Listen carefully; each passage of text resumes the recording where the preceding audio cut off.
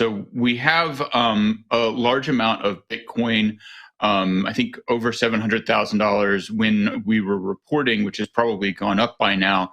That is nominally going to aid Ukraine's military, which, to be clear, Ukraine, a large country, but certainly smaller and less well defended than Russia, and now the target of aggression. There are a few things to note about this. First of all, again, to mark the difference between the networks and services built on top of them, this, to my understanding, is a native Bitcoin wallet that is collecting donations. So it's really sort of impossible to stop those from moving around on Bitcoin, in contrast to the ability of a centralized aggregator to cut off Ethereum mining access. The second thing, and I don't know whether there have been updates on this story, but there is some uncertainty about exactly where that money is going, and I think that's an important thing.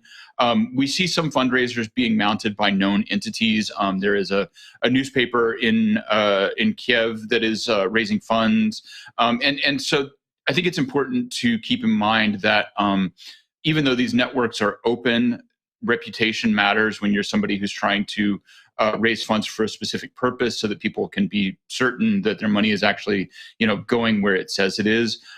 So Jen, I saw your hand. You want to jump on here? Yeah, I wanted to touch on the Patreon angle of this story. So before we had people donating to this Bitcoin wallet, they were donating via Patreon, which is a platform where people can donate funds. It's like GoFundMe, but there's also creators who publish content on the platform, and they can get donations. And that was shut down by the platform because the terms and conditions say that funding for any military or war is prohibited. And this brought me back, while the situation was definitely not as severe or dire, to the situation in Canada with GoFundMe and the truckers. And I think that everything that's going on in the world, and this probably started in 2020 with the pandemic, is really forcing people to open their eyes and look at what's going on. And it's really, really hitting people at home. I think before this, even if someone were to say last week to look at the terms and conditions, they would say, well, that makes sense. Why would you want to fund a military or terrorist organization? Those are the bad guys. And I think in this situation, we're seeing it's not always the bad guys, and the bad guys can be defined in a lot of different ways. And so I think that this is, teaching a lot of people a lot of really valuable lessons in a really horrible way. And I just have one more point to add. During the pandemic, when India was raising crypto funds for relief, there was a problem with off-ramping the crypto and actually getting it to the people who needed it. And so I don't know, David, if you have any insight as to how this Bitcoin is going to actually be turned into cash to get it to people who need it the most, or do we know anything about that? I think we can get to that, but Naomi might have had a point before. Yeah, well, I just wanted to talk about what you were saying, Jen. Other way, it's so confusing. It's hard. What you were saying boxes. about Patreon. Yeah. Mm-hmm. I mean, I think right now across the globe, as you mentioned, and it started probably 2020, we're seeing the best advertisements for decentralized money that could possibly exist. I mean, we've got war, we've got inflation, we've got payment blockades, we've got all these things that would push people towards a system that isn't controlled by an elite few, something that allows people to have full ownership over their money and not have to ask permission in order to send it to someone else or access it.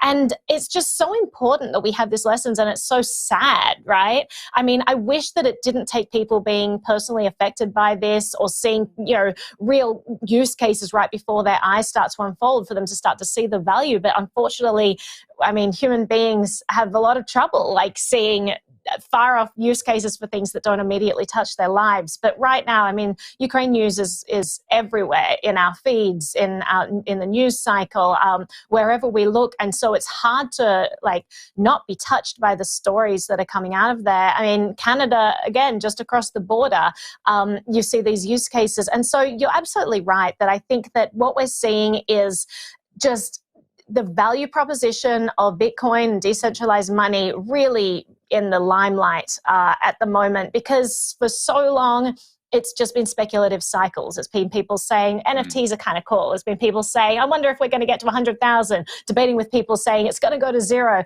And at the end of the day, that market speculation is a tiny fraction of the promise of Bitcoin, which ultimately is the ability to have uncensorable money. And so now that people are starting to see the real value, I'm very interested to see how the space evolves, whether it keeps evolving towards these more speculative use cases, or whether people start to build out the infrastructure that's needed for a truly robust economy that can't be shut down by any particular government, because that's really the direction we want to be going in with all of this. But David, I'll throw it back to you for your thoughts.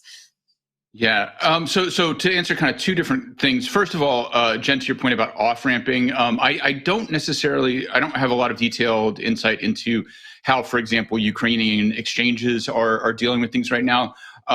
Importantly, they are not facing any cutoff from global finance. So, if they need dollars, they still have access to that. But I think one important thing to keep in mind is that this is a situation where you wouldn't necessarily need off-ramping. I mean, we have a robust international market for Bitcoin that sets a price that can be used anywhere, whether or not you're actually selling it for that price or not.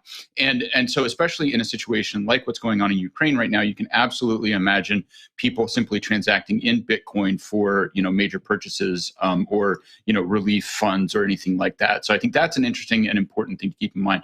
Second point, just to follow up on what Naomi said about the kind of awakening that's happening right now, I think it is good, but I think it's important also, and some people have made this point, it is notable that the Canadian truckers and the attacks on Ukraine have been such a catalyst, when very similar things have been happening across the world to different populations. I would point out mostly non-white populations for years, and people have not been attentive to those problems. So I just think that's something that bears reflection from many people who are suddenly realizing Bitcoin is important because it's useful to white people. Naomi, you have a final comment, and then I believe we're going to a break. Yeah, and I wouldn't begrudge people for only identifying with things that are close to their own lives. I think it's a very human trait, but the people who have been crypto advocates have definitely been pushing this overarching use case since the very beginning. This is why we got involved, because we thought it could help a tremendous amount of people. And it's great, honestly, that people are starting to wake up to that, however they've been catalyzed, getting into this. And when you're talking about, David, like the ability for us to just be able to send crypto to each other rather than have to off-ramp, I mean, this could really be a turning point in that, because up until now we are looking for these off-ramps, moving it back into the traditional financial payment rails that can be censored and seized. And now maybe people will start to make that transition and say, maybe we keep it in this money, maybe we transact in this money. It could be a real turning point for crypto.